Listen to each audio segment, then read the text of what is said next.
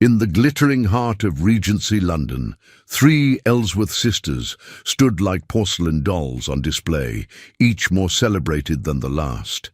Society whispered their names with reverence: the beautiful Harriet, the charming Charlotte, the graceful Amelia.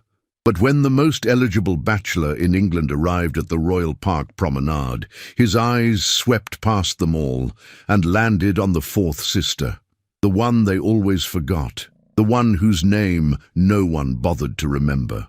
"You," the Duke of Greystone said, his voice cutting through the spring air like a blade. "Never them." If you're listening to this story, don't forget to click the like button, subscribe to the channel, and tell me in the comments which part of the world you're listening from. I want to know how far it has travelled.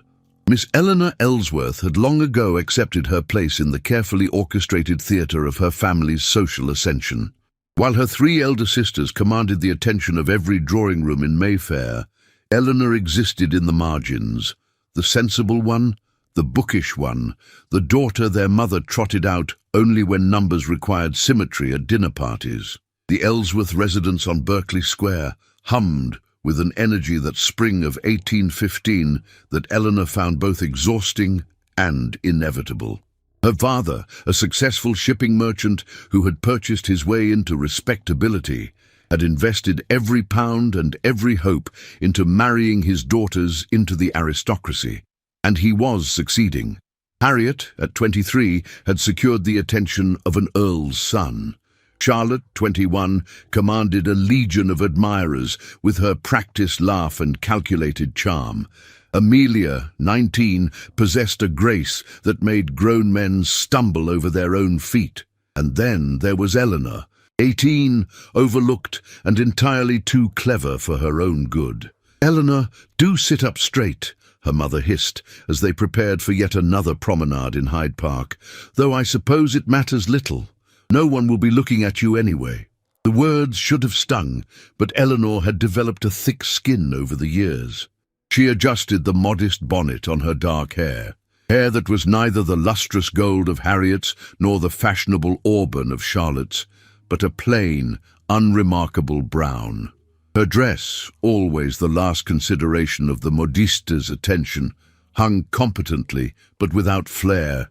She was presentable, forgettable, safe. The park that afternoon overflowed with London's finest. The season was in full bloom, and families displayed their eligible daughters like merchants hawking wares at market. The Ellsworth sisters attracted their usual cluster of admirers within minutes of arrival. Eleanor watched from her position slightly behind and to the left, always behind, always to the left, as young men vied for her sister's attention. She didn't mind, truly. While they flirted and postured, she observed. She noticed how Mr. Thornbury's compliments to Harriet were identical to those he'd paid Miss Weatherby the previous week. She saw how Charlotte's seemingly spontaneous wit was actually carefully rehearsed. She watched Amelia's eyes glaze with boredom behind her perfect smile. "Miss Eleanor," a familiar voice interrupted her observations. Mr. Philip Morrison, a kind-faced scholar whom she'd met at a lecture on Greek literature, approached with a genuine smile. He was one of the few people who sought her conversation specifically. "I've brought that translation of Sappho we discussed. I thought you might enjoy it." They fell into easy conversation about poetry and philosophy, the sort of discussion that would have made her mother apoplectic had she been paying attention. But Mrs. Ellsworth's focus remained fixed on her elder daughters and their aristocratic prey. It was then that the whispers began to ripple through the park like wind through wheat. "The Duke of Greystone," someone breathed. "He never comes to the park. They say he's looking for a wife this season." Eleanor looked up from her conversation to see the crowd parting, and through that gap walked a man who commanded attention not through ostentation, but through sheer presence. He was perhaps 30, tall and lean, with dark hair and features that suggested both intelligence and an almost dangerous intensity. His clothing was impeccable but understated, the confidence of a man who need not prove his status. Alexander Greymont, the Duke of Greystone, was a legend in London society. 32 years old, educated at Oxford, a war hero who had served with distinction against Napoleon and possessor of one of the oldest and wealthiest titles in England. He was also notoriously selective, having rejected every eligible lady presented to him for the past 5 seasons. Eleanor watched, bemused as her mother practically vibrated with ambition. This was the ultimate prize, the crown jewel that would cement the Ellsworth family's place in the highest echelons of society. The Duke moved through the park with purpose, his steward trailing discreetly behind. He acknowledged greetings with curt nods, but did not stop until he reached their party. Eleanor's sisters transformed instantly into even more radiant versions of themselves. Harriet's smile brightened, Charlotte's posture became impossibly more graceful. Amelia's laugh tinkled like bells. Mrs. Ellsworth stepped forward, ready to make the crucial introduction. But the Duke's eyes, grey as winter sky, swept past all 3 celebrated beauties. They moved past Mrs. Ellsworth's eager face, past the cluster of disappointed suitors, and landed squarely on Eleanor. She froze, a book on Greek poetry still clutched in her hands. "You," he said, his voice deep and certain, "what are you reading?" The entire park seemed to hold its breath. Eleanor felt heat rise to her cheeks, but years of being overlooked had taught her to maintain composure. "Sappho, Your Grace. In translation, unfortunately. My Greek is not yet adequate to the original." Something flickered in his eyes. Surprise, perhaps, or interest. "Not yet adequate? You study Greek?" "I study several things that are considered improper for ladies," she replied, her honesty getting the better of her caution. "Greek, philosophy, astronomy. I find ignorance more improper than knowledge, regardless of one's sex." A smile tugged at the corner of his mouth. It transformed his severe features entirely. "A revolutionary sentiment, Miss Ellsworth. Eleanor Ellsworth, Your Grace. Miss Eleanor Ellsworth." He repeated her name as though tasting it, finding it satisfactory. "Would you walk with me?" It was not a request that could be refused, though Eleanor saw her mother's face cycle through confusion, calculation, and cautious hope in rapid succession. This was not the plan. Eleanor was never the plan. She placed her hand on his offered arm, feeling the solid warmth of him through the fabric of his coat. They began to walk, leaving her family and the gathered crowd in stunned silence. "Your sisters are very beautiful," the Duke observed as they moved away from the crowd. "They are," Eleanor agreed simply. There was no point in false modesty about facts. "You don't resent that?" She considered the question seriously. "No, Your Grace. Beauty is an accident of birth, like wealth or title. It says nothing of character or substance. My sisters possess their gifts. I possess mine. And what are your gifts, Miss Ellsworth?" "I see things," she said carefully, "patterns that others miss, the difference between performance and authenticity, the space between what people say and what they mean." He was quiet for a moment, their footsteps crunching on the gravel path. Around them, the park had returned to its usual rhythms, though Eleanor could feel eyes on them from every direction. "I have observed you before," he said finally, "at various events this season, always in the background, always watching. I wondered what you were thinking, standing there so still while chaos swirled around you." Eleanor's heart quickened. "You noticed me?" "I notice everything, Miss Ellsworth. It is both a blessing and a curse." He paused near a grove of early blooming cherry trees, their petals drifting down like pink snow. "I have a proposition for you." Her breath caught. "Your Grace, I am under considerable pressure to marry.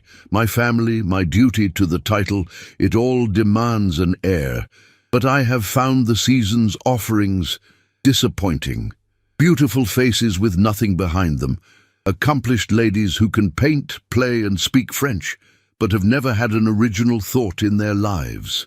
Eleanor's practical nature reasserted itself. "And you believe I'm different based on one conversation about Greek poetry?" "No," he said, turning to face her fully. "I believe you're different based on 6 weeks of observation.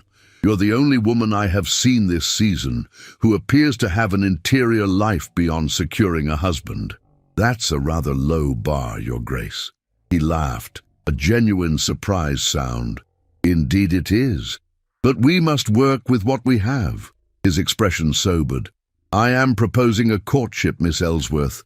A genuine one, not the pageantry that passes for courtship in these circles. I would like to know your mind. And I would like you to know mine. At the end of the season, we will both decide if a marriage between us would be tolerable." "Tolerable?" Eleanor repeated. "What a romantic notion." "I am not a romantic man, Miss Ellsworth. I am a practical one. Romance, I have observed, rarely survives the realities of marriage, but respect, intellectual compatibility, genuine regard, those have a better chance." Eleanor looked into his face, searching for duplicity or mockery. She found neither. What she saw was a kind of weary honesty, the expression of someone who had seen too much of society's games and wanted something real. "Why me?" she asked quietly. "Why not one of my sisters? They're lovely, accomplished." "I don't want lovely and accomplished," he interrupted, his voice intense. "I want real. I want someone who will tell me the truth instead of what I want to hear. Someone who reads philosophy and studies Greek and sees patterns others miss." He paused. "I want you, Miss Eleanor Ellsworth, never them." The words hung in the air between them, heavy with possibility and danger. Eleanor knew that accepting his courtship would change everything. Her mother would push her forward instead of holding her back. Her sisters would resent her. Society would dissect every aspect of her character, searching for the trick, the angle, the reason why England's most eligible duke had chosen the unremarkable fourth daughter. But she also knew that this might be her only chance at something other than the half-life she'd been living. A chance to be seen, truly seen, by someone who valued the very qualities her family had always dismissed. "I accept your proposition, Your Grace," she said, her voice steady despite her racing heart. "But I have a condition of my own." His eyebrows rose. "Indeed. If we pursue this courtship, I will not be paraded or transformed into something I'm not. I will not suddenly develop an interest in watercolors or pretend to swoon at poetry I find tedious. You will get me as I am, or you will get nothing at all." For the second time that afternoon, the Duke of Greystone smiled. "Miss Ellsworth, I would have it no other way." They returned to her family, and Eleanor watched her mother's face transform from confusion to barely suppressed triumph as the Duke requested permission to call on Eleanor the following day. Her sisters' expressions were less easy to categorize. Harriet looked puzzled, Charlotte affronted, Amelia strangely thoughtful. That evening, as Eleanor prepared for bed, she stood at her window overlooking Berkeley Square. The season had taken an unexpected turn. The girl who had always existed in the margins had somehow stepped into the spotlight. She thought of the Duke's grey eyes, the intelligence behind them, the weariness. She thought of his words, "I want real." Eleanor had always been real. She had simply never met anyone who valued that quality above all others. As she climbed into bed, a small, cautious hope began to bloom in her chest. Perhaps, just perhaps, being overlooked had been preparing her for this moment all along. The Duke of Greystone called on Eleanor the following afternoon, and the afternoon after that, and every day for the next 3 weeks. London society watched with fascination and growing incredulity as the season's most unexpected courtship unfolded. Eleanor discovered that Alexander Greymont, for he insisted she call him by his given name when they were alone, was everything she had hoped for and nothing she had expected. He was brilliant, yes, but also surprisingly kind. He was serious, but possessed a dry wit that made her laugh. He challenged her intellectually in ways that left her exhilarated rather than exhausted.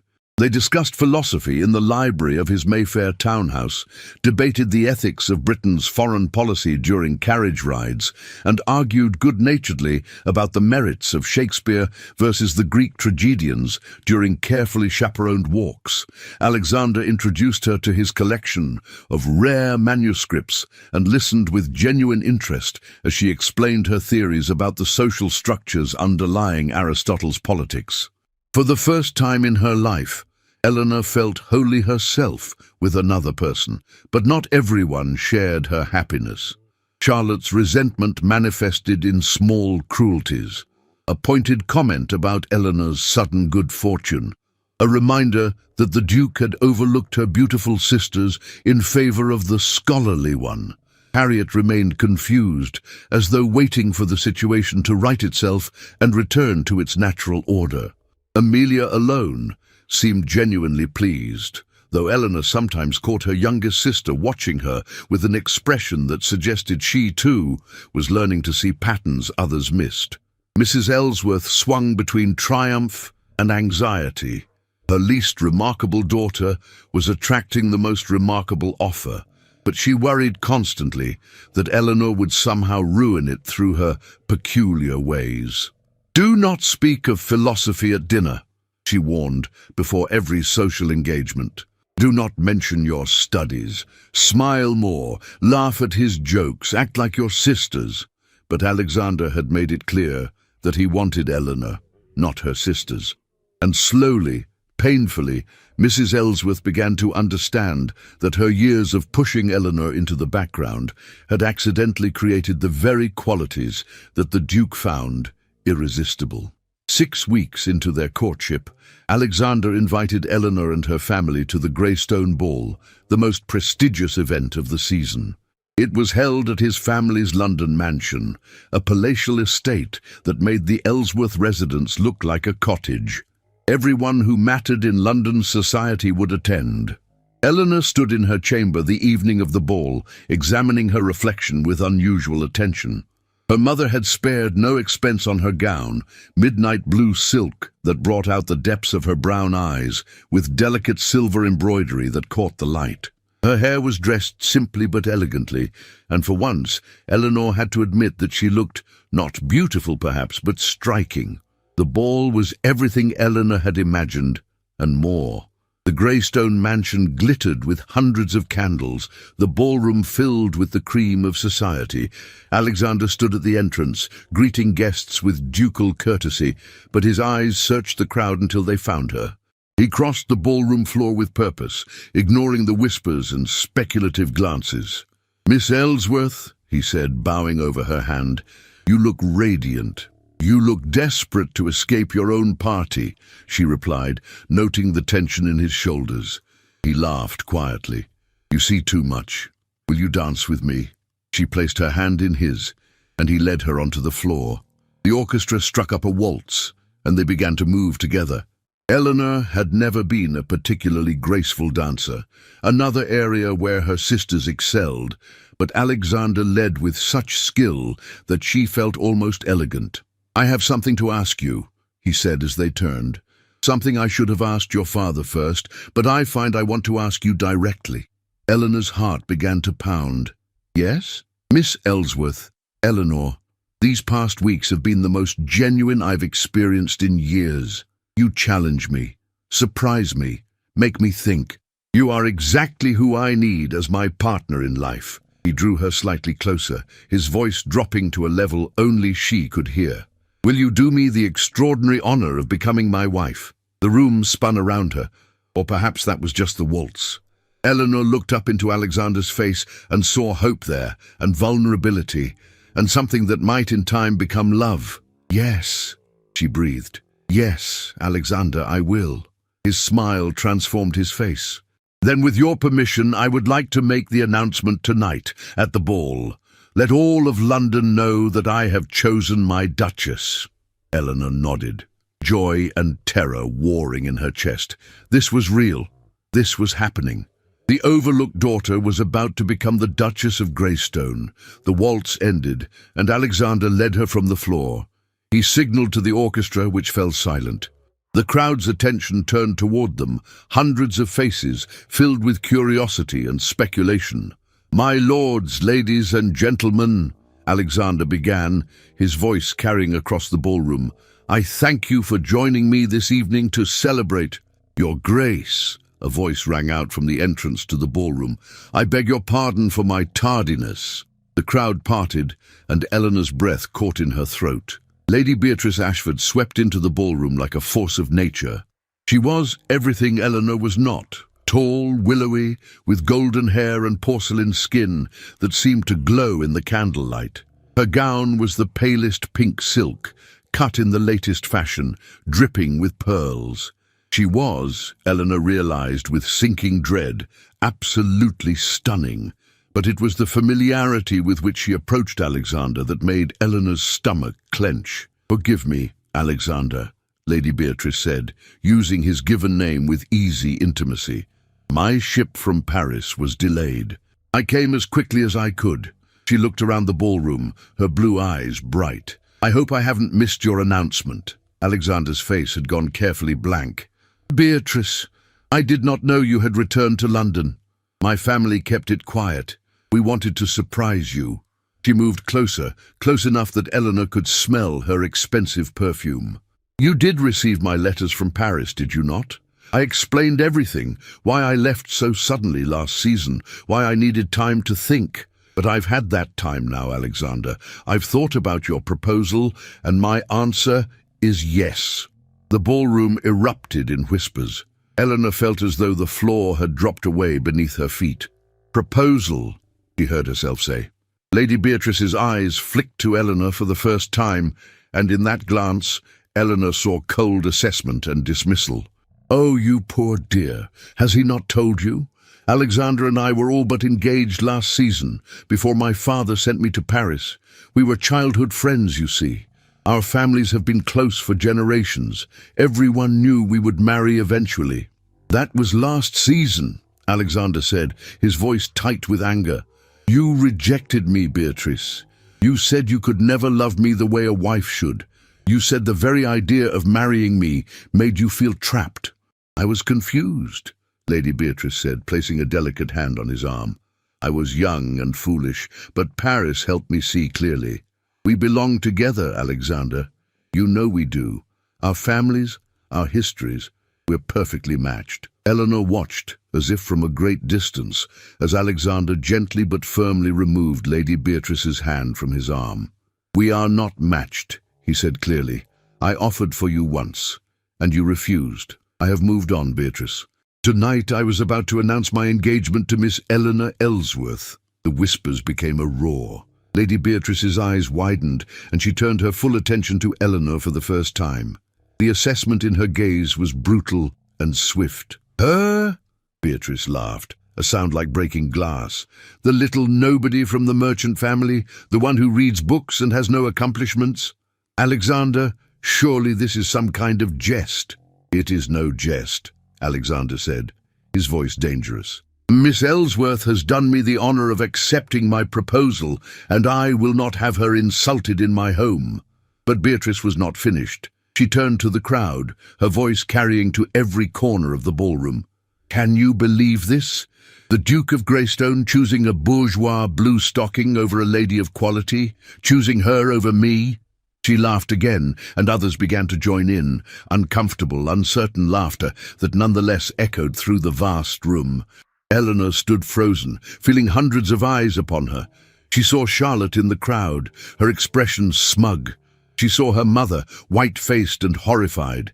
She saw the cream of London society, all of them looking at her with pity, amusement, or contempt. "Miss Ellsworth has more quality in her smallest finger than you possess in your entire being," Alexander said, his voice shaking with fury. "She is intelligent, honest, kind. She is a nobody," Beatrice interrupted, her beautiful face twisted with spite. "And everyone here knows it. Look at her, Alexander. Really look at her. Plain, awkward, desperately trying to be something she's not.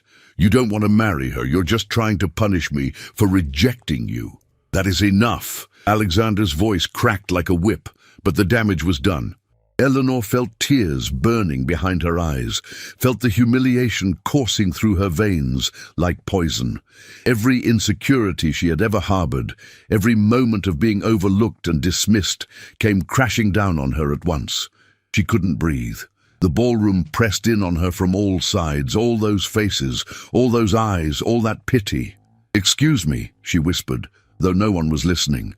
She turned and fled, pushing through the crowd, ignoring Alexander calling her name. She ran through corridors, past shocked servants, until she found herself in a small conservatory filled with night-blooming flowers. Only then did she allow the tears to fall. She had been a fool, a stupid, naive fool, to think that someone like the Duke of Greystone could truly want someone like her. He had been trying to make Lady Beatrice jealous, or prove a point, or perhaps he had simply been conducting an experiment in slumming among the merchant class. She heard footsteps behind her, but didn't turn. "Eleanor!" Alexander's voice was rough with emotion. "Eleanor, please look at me." "Did you love her?" Eleanor asked, her voice barely above a whisper. "Lady Beatrice." A pause. "I thought I did. Last season, I believed she was everything I needed in a wife. She was beautiful, accomplished, from an impeccable family. When I offered for her, I was certain she would accept. And when she rejected you, it hurt," he admitted, "more than I expected. But then the season ended and I moved on, or I thought I had. Until this season, when I met you and realized what I had felt for Beatrice was not love at all. It was convenience, expectation, the path of least resistance." Eleanor finally turned to face him. "And what do you feel for me?" "Wonder," he said immediately. "Admiration, the genuine desire to spend my days in conversation with you. The knowledge that you see me as I truly am, not as a title or a fortune." He took a step closer. "What I feel for you is real, Eleanor. What I felt for Beatrice was performance. She's beautiful," Eleanor said, "and titled, and perfect for you by every social measure." "She's cruel," Alexander countered, "and vapid, and cares only for position and power. I would be miserable married to her, Eleanor, whereas with you—" He reached for her hand. "With you, I am alive." Eleanor wanted to believe him. God, how she wanted to believe him. But the echoes of laughter still rang in her ears, and the image of Lady Beatrice's perfect face, her casual contempt, was burned into her mind. "Everyone thinks I'm ridiculous," she whispered. "A pretender. Someone reaching above her station. Then everyone is a fool."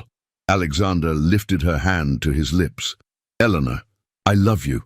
I should have said it before, but I'm saying it now. I love your brilliant mind and your honest heart, and the way you see through society's nonsense to the truth beneath. I love that you challenged me the first day we met, and have continued to challenge me every day since. I love you, and I want to marry you, and I don't give a damn what London society thinks about it." The words she had longed to hear, and yet she couldn't shake the image of hundreds of people laughing at her, seeing her as the joke of the season. "I need time," she heard herself say. "I need to think." Alexander's face fell, but he nodded. "Of course. Take all the time you need." "I should go home," Eleanor said. "My family will be wondering—" "Your family already left," he said quietly. "Your mother collected your sisters and departed shortly after you ran from the ballroom. Of course they had.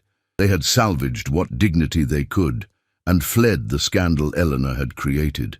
I'll have my carriage take you home," Alexander offered.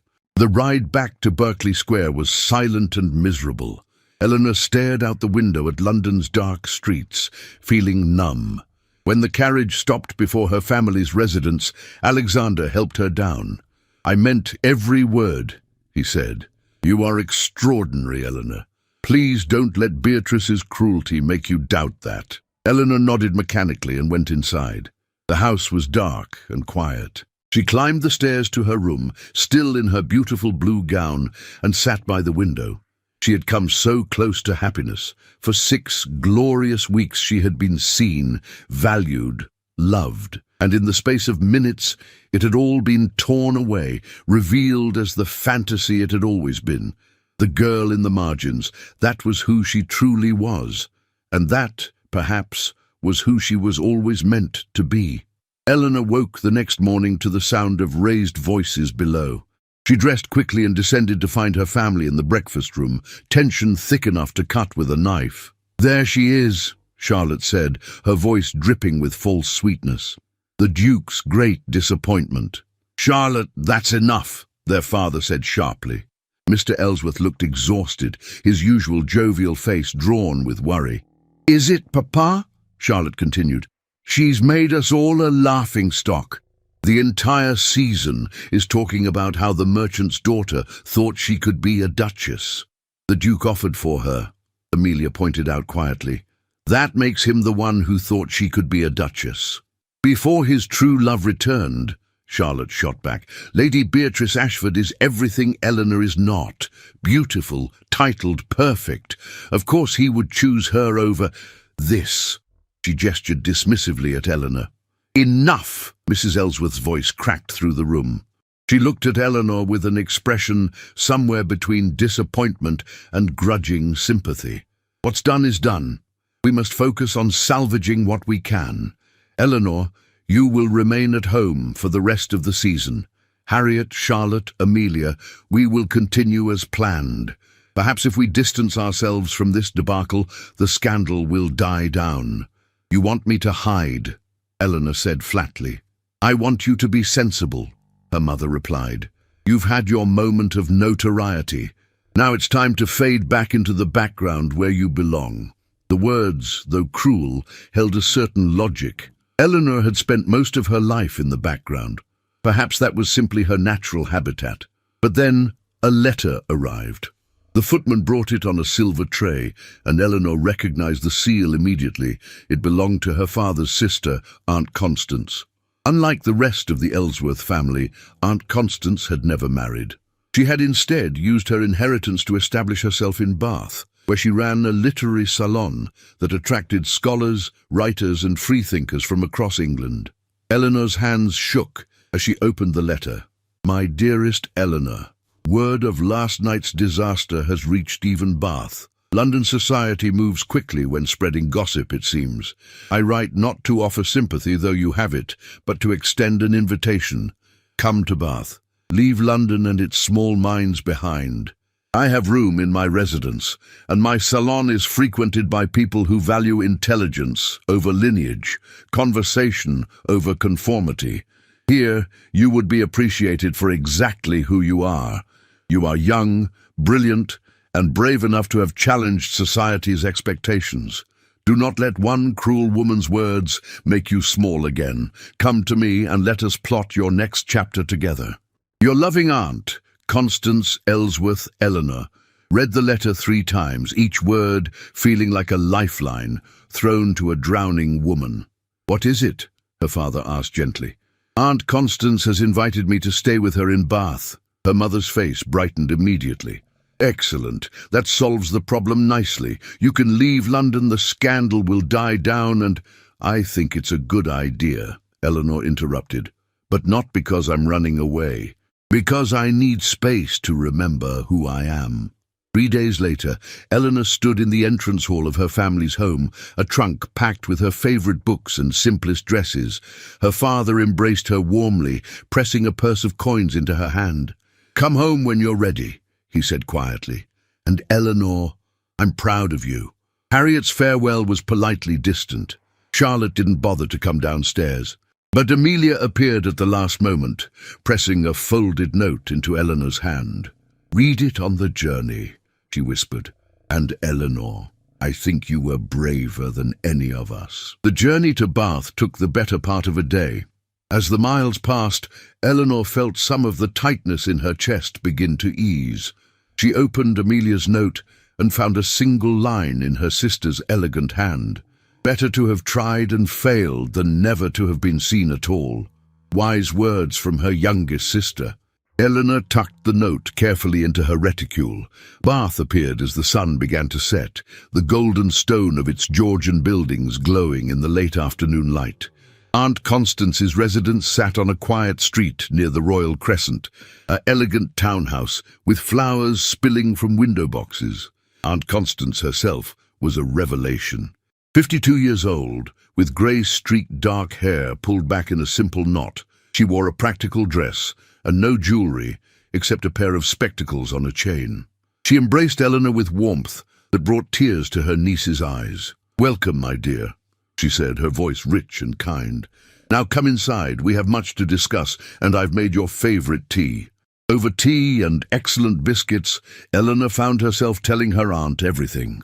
The courtship with Alexander, the feelings that had grown between them, Lady Beatrice's dramatic return, and the humiliation that followed. Aunt Constance listened without interruption, her sharp eyes never leaving Eleanor's face. "So," she said when Eleanor finished, "you met a man who valued your mind over your appearance, who engaged you in genuine intellectual discourse, who claimed to love you for exactly who you are, and when a cruel woman publicly mocked you, you ran away rather than fight for what you wanted." Eleanor blinked. "That's harsh. Is it untrue?" "She wasn't just cruel," Eleanor protested. "She was right. I am plain. I am from a merchant family. I am not the obvious choice for a duke. And thank God for that," Aunt Constance said firmly. "The obvious choice is usually the boring choice. The Duke, this Alexander, he saw something in you that transcends the superficial markers society values. Why are you so quick to believe Lady Beatrice's assessment over his?" Eleanor had no answer for that. "My dear girl," Aunt Constance continued, "you have been trained since birth to diminish yourself, to accept being overlooked, to believe that your intelligence and character are somehow less valuable than your sister's beauty. But I ask you, who is living a more authentic life? The sister who has learned to perform for male attention, or the one who has cultivated her mind?" "Neither, if I'm hiding in Bath," Eleanor said quietly. "Ah, but you're not hiding. You're regrouping." Aunt Constance poured more tea. "And while you regroup, you will attend my salon. Tonight, in fact." "Tonight?" Eleanor's eyes widened. "Aunt Constance, I'm not ready."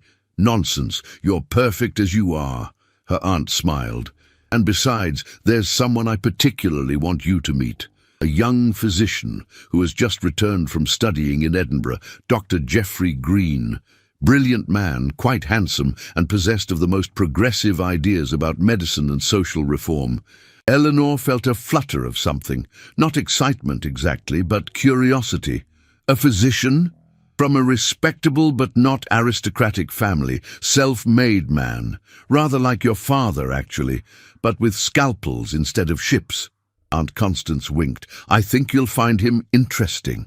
That evening, Eleanor descended the stairs in a simple dress of sage green, her hair dressed without fuss, no jewellery except her mother's pearls. Aunt Constance's drawing room was filled with people, men and women engaged in animated conversations, books scattered everywhere, the air thick with ideas and debate. And there, standing by the fireplace in discussion with 3 other guests, was a man Eleanor assumed must be Dr. Geoffrey Green. He was perhaps 28, with auburn hair and warm brown eyes. His clothing was well made but not ostentatious, and he held himself with the confidence of someone comfortable in his own skin. As Eleanor watched, he laughed at something one of the other guests said, and the sound was genuine and infectious. "Dr. Green," Aunt Constance called, gesturing for him to approach. "I have someone I'd like you to meet. This is my niece, Miss Eleanor Ellsworth, newly arrived from London." Geoffrey Green bowed, his smile reaching his eyes. "A pleasure, Miss Ellsworth. What brings you to Bath?" "A need for a change of scenery," Eleanor said carefully. "Ah, a diplomatic answer. I fled London myself 3 months ago, though in my case it was the medical establishment I was escaping. They didn't appreciate my views on hygiene and disease transmission." He grinned. "I have a talent for making enemies of my supposed colleagues." Despite herself, Eleanor smiled. "What are your views?" "That many diseases are transmitted through poor sanitation and contaminated water, and that washing hands between patients could save countless lives. Revolutionary, apparently." His tone was wry but not bitter. What do you think, Miss Ellsworth? Eleanor blinked. In 6 weeks of courtship, Alexander had asked her opinion on philosophy, literature, and politics, but he had never asked what she thought about medical theory. I think, she said slowly, that it makes logical sense. If we can see how easily dirt transfers from one surface to another, why would disease be different? Exactly. Geoffrey's face lit up. I've been saying precisely that. But the old guard insists that diseases arise from bad air or moral failings, and they refuse to consider alternatives. They fell into conversation, and Eleanor found herself genuinely engaged. Geoffrey was passionate about his work, yes, but he was also curious about her interests. When she mentioned her studies of Greek philosophy, he asked intelligent questions. When she discussed her frustration with the limitations placed on female education, he agreed vehemently and shared his belief that women should be admitted to medical schools. You'd make an excellent physician, he said. You have the mind for it. Eleanor laughed. Society would never permit it. Society, Geoffrey said firmly, is often wrong. Over the next weeks, Eleanor settled into a rhythm in Bath. She attended Aunt Constance's salons twice weekly, where she met scholars, writers, artists, and reformers. She visited the lending library daily, devouring books without anyone telling her that her reading was improper. She took long walks around the Crescent and through the surrounding countryside, thinking and breathing and slowly remembering who she was beyond her family's expectations. And she spent time with Geoffrey Green. He was kind without condescension, brilliant without arrogance. He treated her as an intellectual equal, debating with her, challenging her ideas, listening when she challenged his. They discussed medicine and philosophy, social reform and literature. He introduced her to his work at a clinic for the poor, where he volunteered his services. And Eleanor found herself helping, reading to patients, organizing supplies, learning the basics of wound care. You're a natural, Geoffrey observed one afternoon, as Eleanor efficiently bandaged a child's scraped knee while keeping the boy distracted with a story about Greek heroes. I like being useful, Eleanor said simply. Geoffrey's expression was warm. You are that, useful, intelligent, kind. Bath is fortunate to have you. Eleanor felt a pleasant warmth at the compliment, but it was different from what she had felt with Alexander. With Geoffrey, there was respect and genuine friendship, but not the spark, the intensity, the feeling of coming alive that she had experienced in Alexander's presence. She tried not to think about Alexander. She had heard nothing from him since leaving London, no letters, no attempts to contact her. Clearly, Lady Beatrice had been right. Eleanor had been an experiment, a diversion, something to pass the time until his true match reappeared. It hurt less than she expected. Or perhaps she was simply becoming numb to hurt. One evening, 6 weeks after her arrival in Bath, Eleanor returned from a walk to find Aunt Constance in the drawing-room with a visitor. Her heart stopped. Sitting in her aunt's best chair, looking tired and determined and achingly familiar, was Alexander Greymont, Duke of Greystone. "Hello, Eleanor," he said quietly. "We need to talk."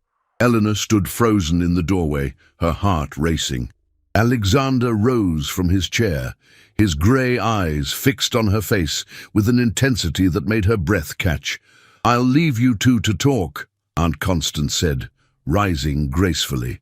"Though, Eleanor, you need only call if you wish me to return." The last part was delivered with a pointed look at Alexander, who had the grace to look chastened. When they were alone, an awkward silence stretched between them. "How did you find me?" Eleanor finally asked.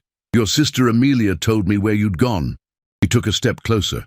"Eleanor, I have been trying to give you space, to respect your wish for time to think, but 6 weeks has felt like an eternity, and I couldn't stay away any longer. What about Lady Beatrice?" The words came out more bitter than Eleanor intended.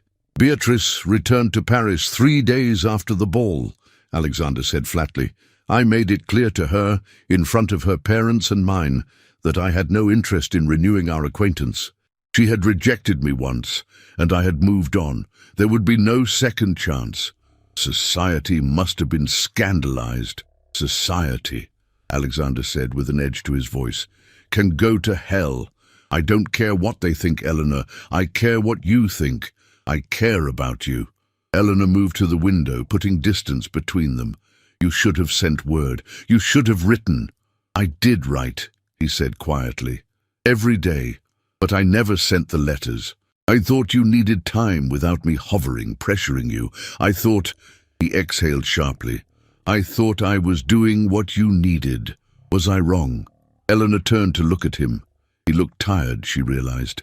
There were shadows under his eyes, and his usually immaculate appearance was slightly disheveled, as though he'd ridden hard and fast to reach Bath. "Why are you here, Alexander?" "Because I love you," he said simply. "Because I made a mistake letting you leave London without fighting harder to keep you. Because every day without you has been grey and meaningless, and I cannot continue living a half-life when I know what it feels like to be fully alive." The words were everything Eleanor had wanted to hear, and yet she hesitated. "I met someone," she said, watching his face. "A doctor, Dr. Geoffrey Green. He's intelligent, kind, progressive. He values my mind and my opinions. He treats me as an equal." Something flashed across Alexander's face. Pain, jealousy, fear. "Do you love him?" Eleanor considered the question honestly. "I care for him. I respect him. I enjoy his company." "That's not what I asked." "No," she admitted. "I don't love him. Not the way I—" She stopped, the words catching in her throat. "Not the way you love me." Alexander crossed the room in 3 strides, stopping just short of touching her. "Because I know you love me, Eleanor. I saw it in your eyes at the ball, before everything went wrong. I felt it in every conversation we shared, every comfortable silence, every moment of genuine connection." "Love isn't always enough," Eleanor whispered. "Then what is? What would be enough for you to take a chance on us?" Eleanor looked up at him, this brilliant, powerful man who claimed to love her. "Proof," she said. "Proof that you truly believe I am your equal, not a project or an experiment. Proof that you will stand with me against society's judgment, not just in words, but in action." "Tell me what you need," Alexander said intensely. "Tell me what would prove it to you, and I'll do it." "I don't know," Eleanor admitted. "I just know that I can't go back to London and face the scrutiny and the mockery unless I'm absolutely certain that you won't grow tired of defending me. That you won't wake up one morning and realize that Lady Beatrice was right, that I'm just a merchant's daughter reaching above her station." "You are not reaching above your station," Alexander said firmly. "You are elevating mine. Don't you understand, Eleanor? You make me better. You challenge me to think more deeply, to question my assumptions, to see beyond the narrow confines of my world. I don't want a decorative duchess. I want a partner, a friend, an equal. I want you." Before Eleanor could respond, Aunt Constance swept back into the room. "Forgive the interruption, but, Your Grace, there's a matter that requires your attention. Lady Beatrice Ashford has arrived in Bath and is currently at the pump room, telling anyone who will listen that she and you are reconciling." Alexander's expression turned thunderous. "She is doing what?" "Spreading rumors of a reconciliation. Apparently, she's been telling people that your courtship with Eleanor was merely a way to make her jealous, and that now you've both realized your mistake and are returning to each other." Aunt Constance's tone was dry. "She's been quite persuasive, I'm told." "That manipulative." Alexander bit off the curse. "Eleanor, come with me to the pump room. Let me show you publicly and definitively where my loyalties lie." Eleanor's first instinct was to refuse, to hide. But then she thought about the past 6 weeks. She had been reading, learning, engaging with brilliant minds. She had been helping at Geoffrey's clinic, making herself useful. She had been, for the first time in her life, genuinely herself without apology. Why should she hide now? "Very well," she said, lifting her chin. "Let's go." The pump room was Bath's social centre, an elegant space where society gathered to take the supposedly healing waters, and more importantly, to gossip. When Eleanor entered on Alexander's arm, the whispers began immediately, and there, holding court in the centre of the room, stood Lady Beatrice Ashford. She looked as beautiful as ever, dressed in a pale yellow gown that made her skin glow. She was surrounded by admirers, telling some story that had them laughing, but when she saw Alexander, her expression shifted to one of calculated delight. "Alexander!" she called, moving toward him with outstretched hands. "I heard you were in Bath. I should have known you would seek me out." "Beatrice," Alexander said coldly, keeping Eleanor's arm firmly in his, "I did not seek you. I came to Bath for Miss Ellsworth." Beatrice's eyes flicked to Eleanor, and her smile turned sharp. "Oh, how sweet! Still playing the gallant knight to the little blue-stocking?" She addressed the gathered crowd. "Isn't it charming? The Duke insists on maintaining this fiction even after I've returned to him." "There is no fiction," Alexander said, his voice carrying across the room. "And you have not returned to me because you never had me. Not truly. I offered for you last season out of duty and expectation, not love. You rejected me, Beatrice. That was the end of our story. But Alexander, I am not finished." His voice was quiet but sharp as a blade. "For the past 6 weeks, you have apparently been spreading rumors that Miss Ellsworth and I were never serious, that she was merely a diversion while I waited for you. Those rumors are lies." The room had gone completely silent. "Miss Eleanor Ellsworth is the most remarkable woman I have ever met," Alexander continued. "She is brilliant, kind, honest, and brave. She challenges me intellectually, matches me in wit, and possesses more genuine character than anyone I've encountered in London's ballrooms. I asked her to be my wife, not because I was trying to make you jealous, Beatrice, but because I genuinely love her." Eleanor's heart pounded so hard she thought everyone must hear it. "She is from a merchant family," Beatrice said desperately. "She has no title, no connections, no beauty. She has everything that matters," Alexander interrupted. "Intelligence, integrity, courage. And she is beautiful, Beatrice, truly beautiful, in ways you could never understand because you've never looked beyond surfaces." He turned to Eleanor, and in his eyes she saw absolute certainty. "I have made mistakes," he said, speaking to her alone despite their audience. "I should have fought harder for you at the ball. I should have written to you immediately when you left London. I should have made my feelings clearer from the start. But I'm here now, Eleanor, in front of all of Bath society, making myself perfectly clear."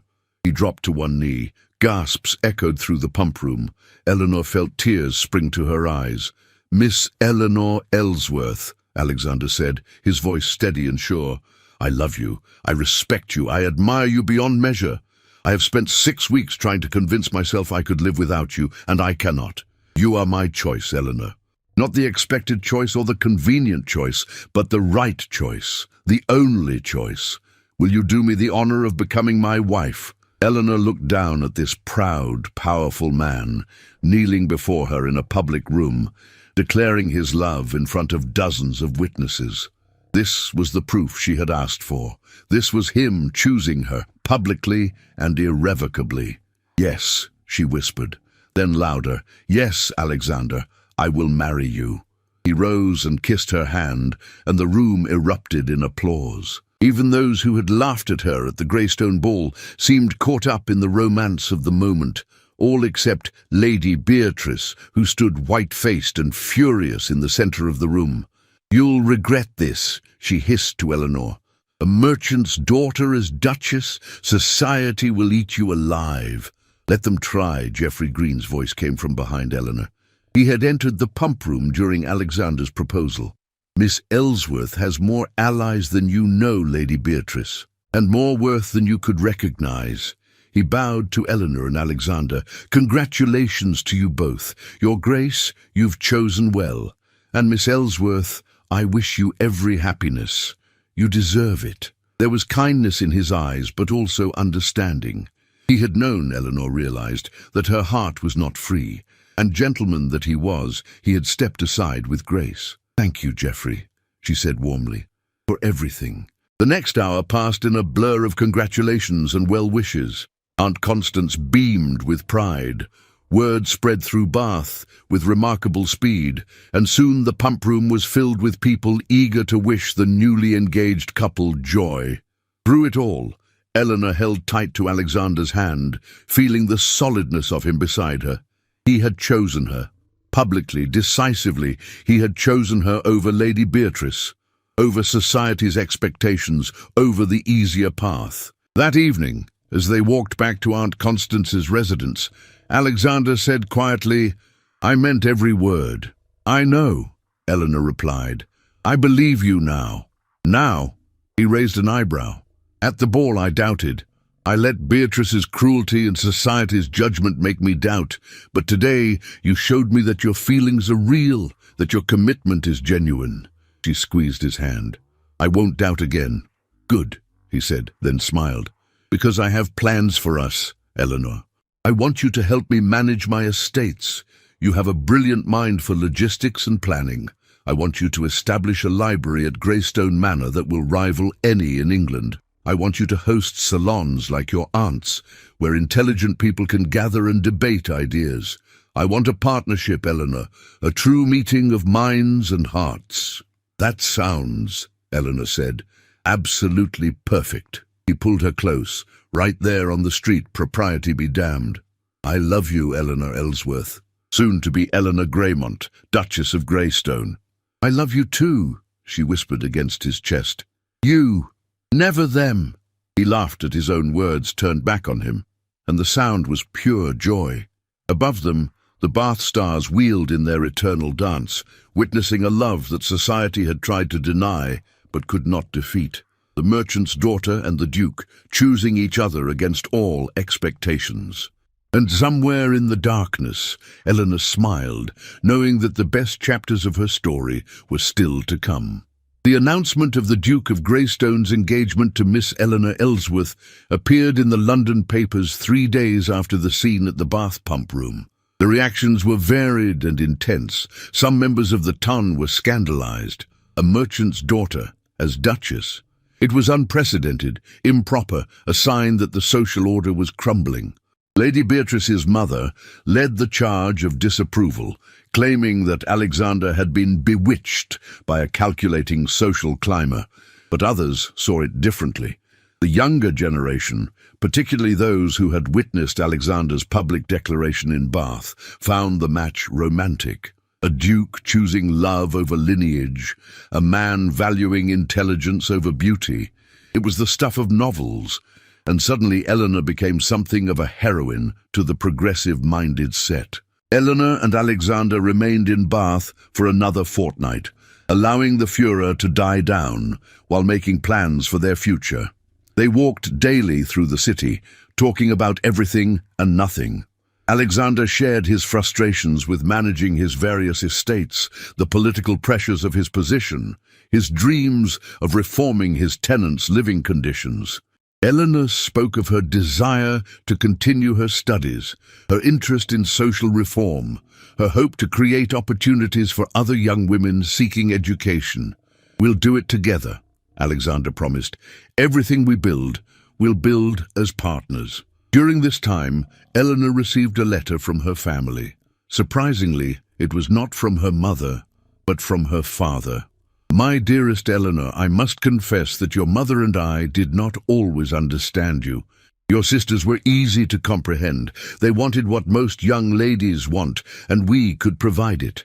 But you, with your books and your questions and your refusal to perform, you confounded us. I see now that we were wrong to try to push you into the background. You were not meant for the margins, my clever girl. You were meant for exactly where you are now. The Duke of Greystone is a fortunate man. I hope he knows it. Your mother sends her love, though she will not say so directly.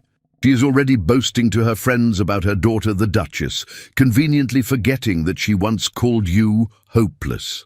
Come home when you're ready. We will celebrate properly." Your proud father Eleanor wept when she read it, and Alexander held her as she cried. "My family is complicated," she said when she could speak again. "All families are," he replied gently. "But they're trying, Eleanor. Give them credit for that. Or, when they finally returned to London, it was not to fanfare but to careful orchestration. Alexander had arranged for a private dinner at his Mayfair townhouse with Eleanor's family, his mother, the Dowager Duchess, and a few of his closest friends. The Dowager Duchess of Greystone was a formidable woman in her 50s, with silver hair and the same penetrating grey eyes as her son. Eleanor had been nervous to meet her, expecting judgment or disappointment. Instead, the Dowager took one look at Eleanor and smiled. "So you're the young woman who has made my son insufferable for the past 2 months," she said. "Moping about the house, snapping at servants, refusing to attend social functions. I haven't seen him this miserable since he was 12 and his favourite horse died." "Mother," Alexander said, pained. "It's true, darling. You were absolutely pathetic." She turned her attention back to Eleanor. "But now I see why. You're nothing like the vapid creatures who usually chase after dukes. You have intelligence in your eyes. Good. Alexander needs someone who can keep up with him intellectually, or he becomes bored and tyrannical." Eleanor found herself liking the Dowager immensely. The dinner itself was surprisingly pleasant. Mr. Ellsworth and the Dowager Duchess discovered a shared interest in Greek antiquities. Harriet, freed from the pressure of being the family's primary marital prospect, was actually quite pleasant. Even Charlotte managed to be civil, though her compliments had a slightly grudging quality. Only Amelia seemed to see through all the performances to the genuine emotions beneath. "Are you happy?" she asked Eleanor privately as they stood on the terrace after dinner. "Yes," Eleanor said simply. "Terrified, but happy." "Good." Amelia squeezed her hand. "You deserve this, Eleanor. You always saw things the rest of us missed. Now someone sees you." The wedding was planned for late June at Greystone Manor in the countryside. Eleanor had requested a small ceremony, but Alexander gently pointed out that as a duke, his wedding would be a public event whether they wished it or not. "However," he added, "we can control who stands with us. Fill the church with people we actually care about, not just society's expectations." Eleanor invited Aunt Constance, Geoffrey Green, and several friends she had made in Bath. Alexander invited his closest friends from university and his war days, men of substance and character. The guest list was a curious mix of aristocrats and intellectuals, merchants and reformers. "Society won't know what to make of it," Eleanor observed. "Good," Alexander said with satisfaction. "Let them wonder." The weeks leading up to the wedding were a whirlwind. Eleanor was measured for her wedding dress and trousseau. She met with Alexander's steward to discuss the various estates she would help manage. She was introduced to members of Parliament, leaders of charity organizations, and various influential figures in Alexander's world. Through it all, she felt his steady presence beside her. When she was overwhelmed, he noticed and created space for her to breathe. When she doubted herself, he reminded her of her strengths. When society matrons looked down their noses at her, he made it clear that insulting his future duchess was insulting him. One afternoon, 3 weeks before the wedding, Eleanor received an unexpected visitor at Alexander's townhouse. The butler announced Lady Beatrice Ashford, and Eleanor's first instinct was to refuse the visit, but curiosity won out. Beatrice entered the drawing room looking less polished than usual. Her dress, though expensive, was slightly wrinkled. Her hair, usually perfect, had a few strands out of place. She looked, Eleanor realized with surprise, almost human. "Miss Ellsworth," Beatrice said stiffly, "thank you for seeing me." "I confess I'm curious about why you're here," Eleanor replied, gesturing for Beatrice to sit. Beatrice perched on the edge of a chair, her hands twisting in her lap. "I came to apologize." Eleanor blinked, whatever she had expected. "It wasn't that. I was cruel to you at the ball," Beatrice continued. "Publicly, deliberately cruel. I told myself you deserved it, that you were the interloper, the upstart merchant's daughter stealing what should have been mine. But the truth is," she took a shaky breath, "the truth is, I was jealous." "Jealous?" Eleanor couldn't hide her surprise. "Of me? Of the way he looked at you?" Beatrice said. "When Alexander looked at me, even when he proposed, It was with duty and expectation. But when he looked at you, there was wonder, genuine affection, the kind of regard I've been performing my entire life to try to earn and never have. She stood and walked to the window, her back to Eleanor. I rejected him last season because I didn't love him, and I thought that was a good enough reason. My father was furious and sent me to Paris to come to my senses. While I was there, I convinced myself that I had made a mistake, that Alexander was the perfect match, that I should accept him after all. But you didn't want him, Eleanor said quietly. You wanted what he represented. Exactly. Beatrice turned back to her, and when I returned and saw you with him, I was furious. How dare the plain little nobody have what I was supposed to have? How dare you succeed where I had failed? She laughed bitterly. It never occurred to me that you had something I lacked, authenticity. Eleanor studied the other woman. Why are you telling me this? Because I leave for Paris again tomorrow, and I wanted to clear the air, I suppose. Make what amends I can. Beatrice met her eyes. You won, Miss Ellsworth, not through calculation or performance, but by being genuinely yourself. I can't even hate you for it, much as I'd like to. I don't want us to be enemies, Eleanor said carefully. What happened at the ball was painful, but I understand now that you were hurt too. Perhaps in different circumstances, we might even have been friends. Perhaps, Beatrice agreed, though I doubt it. You're far too perceptive for comfort. A ghost of her old smile appeared. Be good to him, Miss Ellsworth. Alexander is a better man than most of his class. He deserves someone who sees that. I will, Eleanor promised. After Beatrice left, Eleanor sat for a long time in the drawing room thinking. It would be easy to hold a grudge, to nurse the humiliation she had felt. But what purpose would that serve? Beatrice had been a casualty of the same social system that had made Eleanor feel invisible. Both of them trained from birth to perform, to please, to fit into narrowly prescribed roles. Eleanor had been fortunate enough to find a way out. Not everyone would be so lucky. The day before the wedding, Eleanor stood in her bedroom at Greystone Manor, looking out at the estate that would soon be her home. The manor was beautiful. All honey-coloured stone and mullioned windows, surrounded by gardens and parkland that stretched as far as the eye could see. Nervous? Aunt Constance asked from the doorway. Terrified, Eleanor admitted. What if I'm terrible at being a duchess? What if I make mistakes or say the wrong thing or... Eleanor. Her aunt crossed the room and took her hands. You have spent your entire life being told you weren't enough. Not pretty enough, not accomplished enough, not conventional enough. But Alexander loves you precisely because you are none of those things.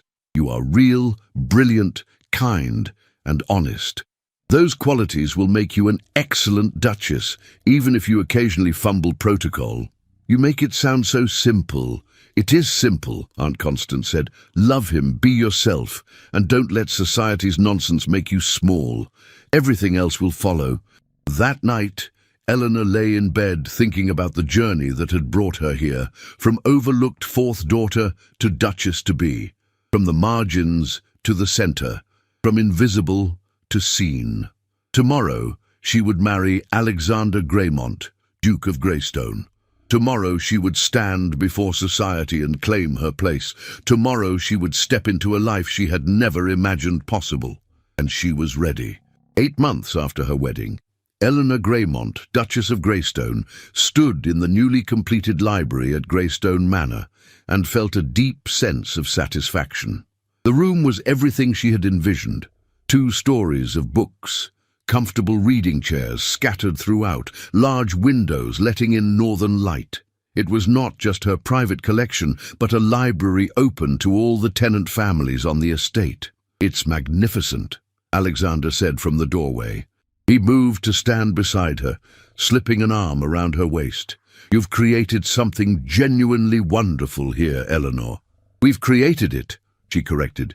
You approved the expense and supported the plan, even when your steward thought I was mad. My steward now admits you were right, Alexander said with amusement. The tenants' children have been learning to read, and their parents report increased engagement and loyalty.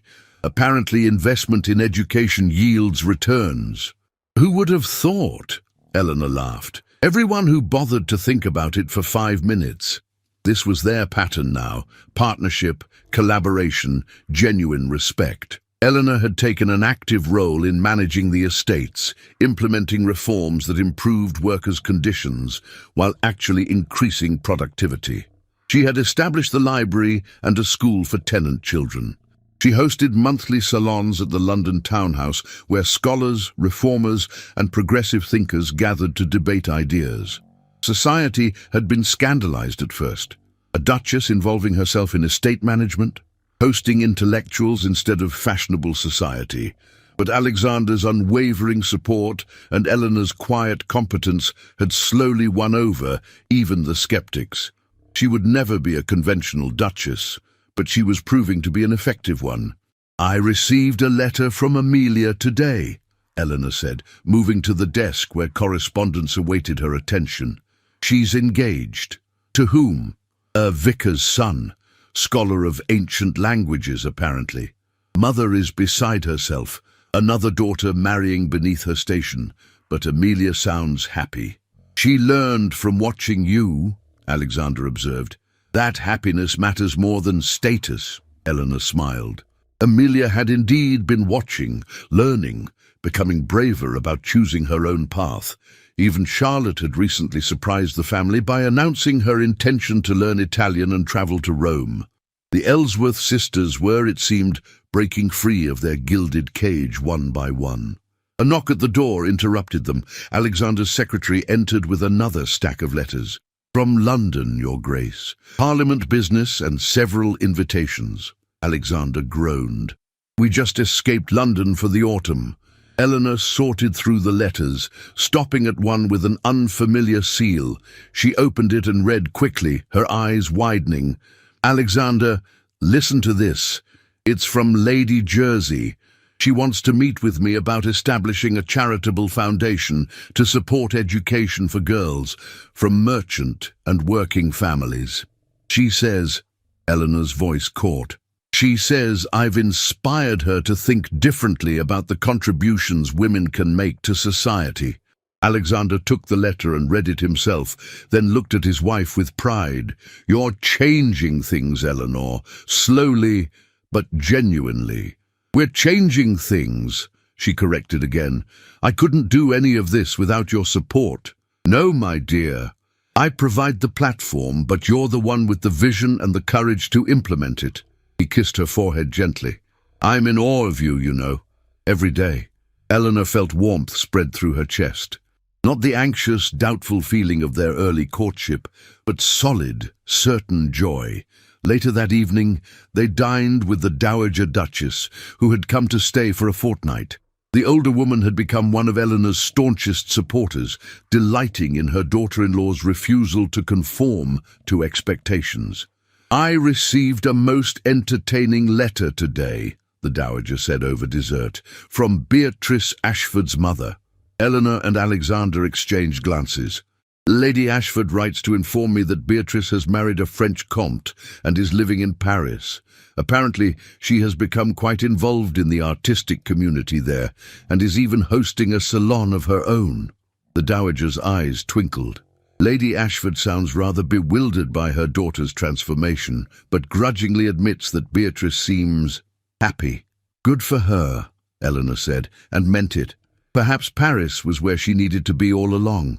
"Just as England is where you needed to be," the Dowager said warmly.